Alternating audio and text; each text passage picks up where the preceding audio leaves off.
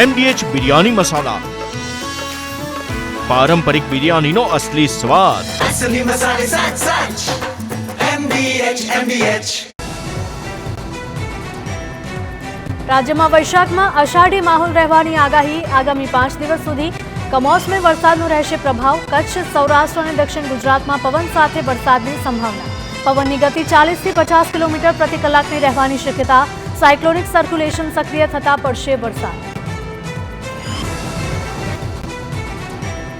સૌરાષ્ટ્રના રાજકોટ, અમરેલી, ભાવનગર તેમજ જૂનાગઢમાં વરસાદની આગાહી. તો અરવલ્લી, મહીસાગર, પંચમહાલ, દાહોદ, વડોદરા સહિતના મધ્ય ગુજરાતમાં પણ માવઠું થવાના એંધાણ.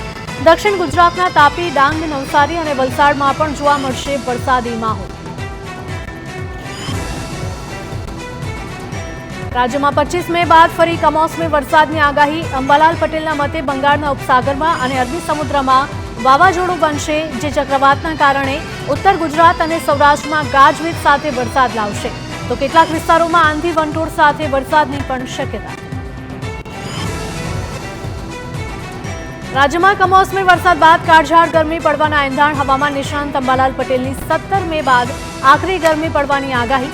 અમદાવાદ, ગાંધીનગર અને મધ્ય ગુજરાતમાં આકરી ગરમીના એંધાણ. કેટલાક વિસ્તારોમાં તાપમાન 44 ડિગ્રી સુધી પહોંચી શકે. ભરૂચમાં મિની વાવાઝોડા સાથે વરસેલા વરસાદે વિનાશ વેર્યો અને ખેડૂતોની મહેનત પર પાણી ફરી વળતા મુશ્કેલીમાં મુકાયા. અંકલેશ્વરના હાંસોટ પંથકમાં ભારે વરસાદથી ડાંગરના પાકને મોટા પાયે નુકસાન. પલળી ગયેલો ડાંગરનો પાક બચાવવા માટે ખેડૂતોએ મથામણ કરી શરૂ.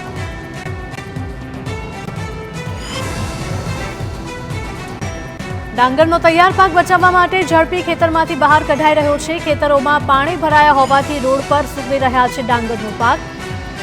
આ સાથે જ કુડાદરાથી પંડવાઈને જોડતા માર્ગ પર ઠેર ઠેર રોડ પર ડાંગરનો પાક સૂકવેલો જોવા મળ્યો. ખેડૂતો સરકાર સમક્ષ નુકસાની સામે સહાયની પણ કરી રહ્યા છે માંગ. ભાવનગરમાં કમોસમી વરસાદે ખેડૂતોની મહેનત પર પાણી ફેરવ્યું. વાળુકડ, બુધેલ, ભંડારિયા સહિતના ગામોમાં કેળનો પાક જમીનદોસ્ત થતા ખેડૂતોની હાલત દયનીય બની. ભારે પવનના કારણે કેરી અને લીંબુ પણ ખરી પડતા બાગાયતી પાકમાં મોટા પાયે આર્થિક નુકસાન. મહુવા તાલુકામાં પણ કમોસમી વરસાદે વિનાશ વેર્યો. બાગાયતી પાકમાં લીંબુ તેમજ કેળનો પાક બરબાદ થયો. 800 થી 900 કેળના ઝાડ તૂટી જતા ખેડૂતોને વ્યાપક નુકસાની સહન કરવાનો વારો આવ્યો. મોટા પાયે નુકસાન થતા ખેડૂતો સરકાર પાસે સહાયની કરી રહ્યા છે માંગ. બનાસકાંઠાની પાલનપુર નગરપાલિકાએ શરૂ કરી પ્રી મોન્સૂનની કામગીરી. ચોમાસાના 2 મહિના પહેલા જ પાલિકાએ 80 લાખ રૂપિયાના ખર્ચે કામગીરી હાથ ધરી છે. પ્રથમ તબક્કામાં વરસાદી ચેમ્બરની સફાઈ, બીજા તબક્કામાં નદી નાળાની સફાઈ અને ત્રીજા તબક્કામાં પાણી ભરાતા હોય તેવી જગ્યા પર કામ થશે. મે મહિનાના અંત સુધીમાં કામગીરી પૂરી કરવાનું આયોજન. અમદાવાદના નારણપુરામાં થયેલા અકસ્માત કેસમાં 32 કલાકની તપાસ બાદ આરોપીની ધરપકડ. 19 વર્ષીય સમર્થ અગ્રવાલ નામનો યુવક ચલાવતો હતો કાર. સાથે જ કારની સ્પીડ અંગે પણ FSL તપાસની તજવીજ હાથ ધરાઈ. અકસ્માતમાં કાર સવારે બાઇકને ટક્કર મારતા એકનું નીપજ્યું હતું મોત.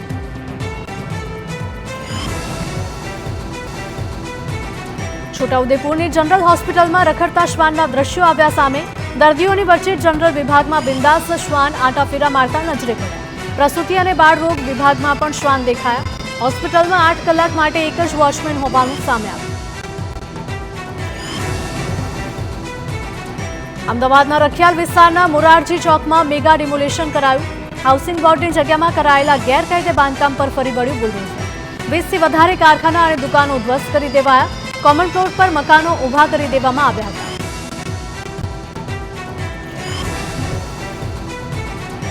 હાઉસિંગ બોર્ડની જગ્યા પર અગાઉ 2008માં પણ દબાણો દૂર કરાયા હતા. તેમ છતાં ફરી બાંધકામ થયું. મિલ મજૂરો માટેની સ્કીમમાં ઇમારતો ઊભી કરી દેવાઈ. પ્લોટ પર બાંધકામ કરી નમાઝની જગ્યા પણ બનાવી દેવાઈ હતી. ત્યારે 2680 ચોરસ મીટર જગ્યા દબાણ મુક્ત કરવા કાર્યવાહી કરાઈ.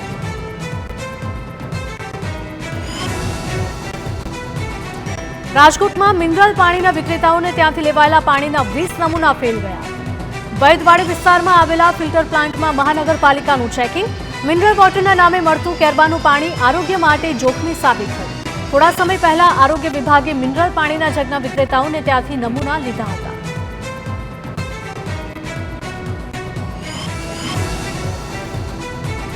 જગના પાણીના 17 સેમ્પલ ફેલ જતા પાણીની ગુણવત્તાને લઈને સવાલો ઉઠ્યા. પાણીમાં બેક્ટેરિયાનું પ્રમાણ વધુ જોવા મળ્યું. પાણીમાં વધુ બેક્ટેરિયા પેટના રોગ માટે હોય છે જવાબદાર. ઝાડા ઉલટી ઉપરાંત મેલેરિયા જેવા રોગ થવાની પણ શક્યતા. એકમોને પાણીનું વિતરણ બંધ કરવાની તાકીદ કરાઈ.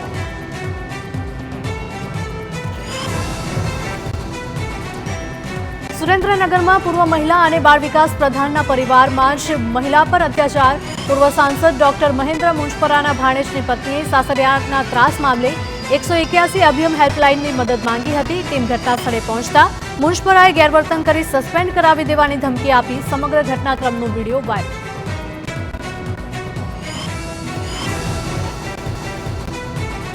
જૂનાગઢના નરસિંહ મહેતા તળાવની કામગીરીમાં ગેરરીતિનો આક્ષેપ. ભાજપના જ કોર્પોરેટર જયેશ બોઘરાએ વિડીયો બનાવીને સવાલો ઉઠાવ્યા. દિવાલની ટાઇલ્સ તૂટીને હાથમાં આવી જતી હોવાનું વિડીયોમાં દેખાયું. સરોવરના નબળા કામ અંગે કોર્પોરેટર મુખ્યપ્રધાન અને ધારાસભ્યને રજૂઆત કરાશે. એજન્સી સહિત જવાબદાર અધિકારીઓ સામે પગલાં લેવા માંગ. વડોદરાની એસએસજી હોસ્પિટલમાં કર્મચારીઓની હડતાળ. વર્ગ 4ના કોન્ટ્રાક્ટ પરના 500થી વધુ કર્મચારીઓ હડતાળ પર ઉતર્યા. 2 મહિનાથી કર્મચારીઓનો પગાર નહીં મળ્યાની રાવ સાથે ઉગ્ર વિરોધ પ્રદર્શન અને પગારની તાત્કાલિક ચૂકવણી કરવા માટે પણ માંગ. હડતાળ મુદ્દે એસએસજી હોસ્પિટલના આરએમઓએ એજન્સીનો આંતરિક મુદ્દો હોવાનું જણાવ્યું અને કર્મચારીઓને તાત્કાલિક પગાર મળી રહે તે માટે એજન્સીને સૂચના આપી. જો કે કર્મચારીઓએ પગાર તાત્કાલિક નહીં ચૂકવાય તો ઉગ્ર આંદોલનની ચીમકી ઉચ્ચારી. ભાવનગરના મહુવામાં બેવડી ઋતુનો માર પડ્યો છે, જેના કારણે રોગચાળો પણ વધ્યો છે. કમોસમી વરસાદના કારણે માંદગી વધતા સરકારી હોસ્પિટલોમાં દર્દીઓની લાંબી કતાર લાગી. ઝાડા ઉલટી, તાવ તેમજ બાળકોમાં કમળાના કેસની સંખ્યા વધી. દિવસ દરમિયાન ગરમી અને રાત્રે ઠંડીથી વાયરલ ફીવરના કેસમાં વધારો. જૂનાગઢમાં ટીંબાવાડી અર્બન હેલ્થ સેન્ટરમાં સુવિધાઓનો અભાવ. સ્થાનિક લોકો હાલાકી ભોગવવા મજબૂર. 4 વર્ષ પહેલા શરૂ થયેલા મનપા સંચાલિત ટીંબાવાડી અર્બન હેલ્થ સેન્ટરમાં શરૂ નથી કરાઈ સુવિધાઓ. ઇમરજન્સી કેસની સુવિધા શરૂ ન થતા જરૂરિયાતના સાધનો અને બેડ શોભાના ગાંઠિયા સમાન બન્યા. હેલ્થ સેન્ટરમાં મેડિકલ ઓફિસર, પીડિયાટ્રિક અને ગાયનેક સહિતના ડોક્ટર્સની પણ ઘટ છે, જેના કારણે દર્દીઓ ખાનગી હોસ્પિટલોમાં જવા મજબૂર બન્યા. લોકોની માંગ છે કે તાત્કાલિક ધોરણે સ્ટાફની ભરતી કરી સુવિધાઓ શરૂ કરવામાં આવે.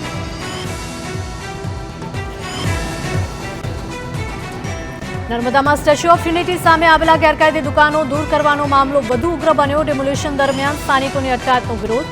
મોડી રાત્રે 15થી વધુ સ્થાનિકોને ગરુડેશ્વર મામલતદાર કચેરીએ લઈ જવાયા. ઘર અને દુકાનો તોડી પડાઈ તે પરત આપવા સ્થાનિકોની માંગ. ડિમોલિશનના વિરોધમાં 19 મે પદયાત્રાનું પણ આયોજન. સ્ટેચ્યુ ઓફ યુનિટીમાં વર્ષોથી ધમધમતી ગેરકાયદે દુકાનોને તંત્ર દ્વારા તોડી પાડવાની કામગીરી હાથ ધરાઈ. કાર્યવાહી સમયે ગામ લોકોએ હોબાળો મચાવ્યો હતો અને વાહન વ્યવહાર રોકવાનો પ્રયાસ કર્યો હતો. આ દરમિયાન પોલીસે 15થી વધારે લોકોની કરી હતી અટકાયત.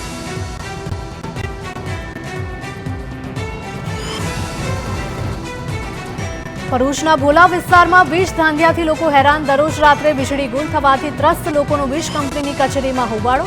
40થી 45 સોસાયટીમાં રાત્રે વીજળી ગુલ થતી હોવાનો આક્ષેપ. સ્થાનિકોએ વીજકર્મીઓ સામે રોષ ઠાલવી તાત્કાલિક સમસ્યાના નિરાકરણ અંગે માંગ કરી. વીજ કચેરીએ જવાબદાર અધિકારી હાજર ન મળતા લોકો વધુ રોષે ભરાયા. લોકોએ હંગામો કરીને સત્વરે સમસ્યાના નિરાકરણની માંગ કરી. વીજળી ગુલ થવા મુદ્દે સ્થાનિકોનો આક્ષેપ છે કે અનેક રજૂઆતો કરવા છતાં કોઈ અધિકારી યોગ્ય જવાબ નથી આપતા. માત્ર આશ્વાસન આપીને ફોન કાપી દેતા હોવાનો પણ આક્ષેપ. મહેસાણામાં ઘરે બેઠા વાહનોનું ફિટનેસ સર્ટિફિકેટ પહોંચાડી દેવાના કૌભાંડનો ખુલાસો. કેટલાક કોમર્શિયલ વાહનો બારોબાર ફિટનેસ સર્ટિફિકેટ મેળવી લેતા હોવાની ફરિયાદ આરટીઓ અધિકારીએ નોંધાવી. હેડવા રાજગર પાસેના નમન ઇલેક્ટ્રોનિક્સ ઓટોમેટેડ ટેસ્ટિંગ સ્ટેશને 1 વર્ષ સુધી ખોટા સર્ટિફિકેટ ઇસ્યુ કરી દીધા છે. વાહનોની ચકાસણી વગર જ 316 વાહનોને સર્ટિફિકેટ આપી દેવા. ઓપરેશન સિંદૂરની સફળતા બાદ ભાજપે જમ્મુ કાશ્મીરના શ્રીનગરમાં યોજી તિરંગા યાત્રા. લાલચોક ખાતે તિરંગા યાત્રામાં ભાજપ નેતાઓ, કાર્યકરો સહિત લોકો મોટી સંખ્યામાં જોડાયા. તમામ લોકોએ હાથમાં તિરંગો લઈને પાકિસ્તાન વિરુદ્ધ સૂત્રોચ્ચારો કર્યા હતા. લાલચોક ખાતેની રેલીમાં ભારતીય સેનાના શહીદ જવાનોને શ્રદ્ધાંજલિ પણ અપાઈ. કચ્છના ભુજમાં વિશાળ તિરંગા રેલી યોજાઈ. ઓપરેશન સિંધુની સફળતાના સન્માનમાં રેલીનું આયોજન કરવામાં આવ્યું, જેમાં બીએસએફ જવાનો, પોલીસ, હોમગાર્ડ અને રાજકીય નેતાઓ જોડાયા. 300 મીટર લાંબા રાષ્ટ્રધ્વજ સાથે યોજાયેલી રેલીમાં ધારાસભ્ય, સાંસદ અને કલેક્ટર સહિતના આગેવાનો પણ જોડાયા. અમદાવાદના નારણપુરા વિસ્તારમાં પલ્લવ ફ્લાયઓવર બ્રિજ બનીને તૈયાર. કેન્દ્રીય ગૃહપ્રધાન અમિત શાહ ફ્લાયઓવરનું કરશે લોકાર્પણ. 18 તારીખે અમિત શાહ ફ્લાયઓવરને ખુલ્લો મૂકશે. 116 કરોડ રૂપિયાના ખર્ચે બનેલા ઓવરબ્રિજના લીધે ટ્રાફિક ઓછો થતા વાહન ચાલકોને મળશે રાહત.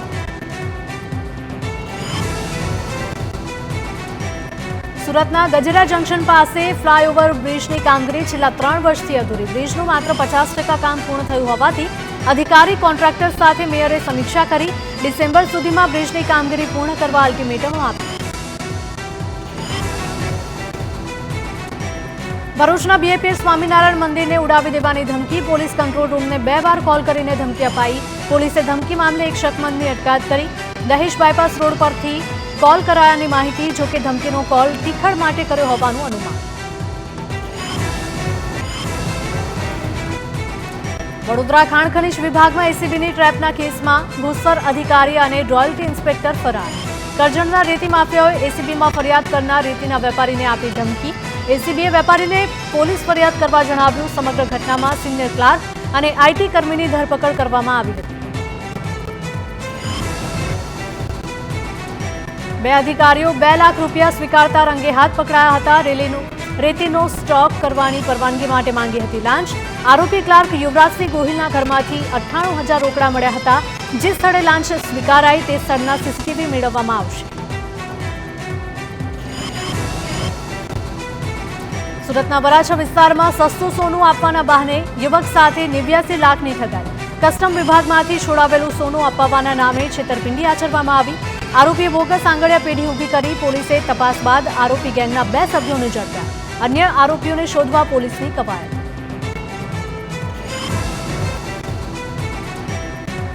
સુરતમાં 2 વર્ષ પહેલા થયેલી લૂંટનો ભેદ ઉકેલાયો. ઈચ્છાપુર પોલીસે આરોપીને ભરૂચથી દબોચ્યો.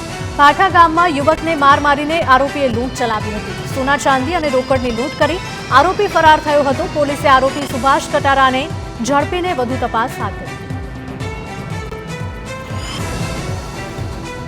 વડોદરાના વાઘોડિયાના જરોદ ગામે મોડી રાત્રે બાઇકની ચોરી થઈ. ચોર ટોળકી સીસીટીવીમાં કેદ થઈ. કાના ડુપ્લેક્સ વિસ્તારમાં ઘર આંગણે પાર્ક કરેલું બાઇક ચોરાયું. પોલીસે સીસીટીવી ફૂટેજના આધારે તપાસ હાથ ધરી. સુરતમાં પ્રોહિબિશનના ગુનામાં ફરાર આરોપીની ધરપકડ. અગાઉ પોલીસે 9 લાખથી વધુની કિંમતનો દારૂ ઝડપ્યો હતો. જોકે દારૂના કેસમાં પોલીસે આરોપીને વોન્ટેડ જાહેર કર્યો હતો. સચિન પોલીસે આરોપીની ધરપકડ કરી વધુ કાર્યવાહી હાથ ધરી.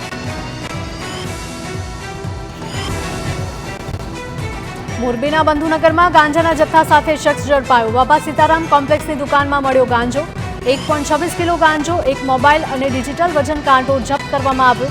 બાતમીના આધારે એસઓજીએ દરોડો પાડીને કાર્યવાહી કરી.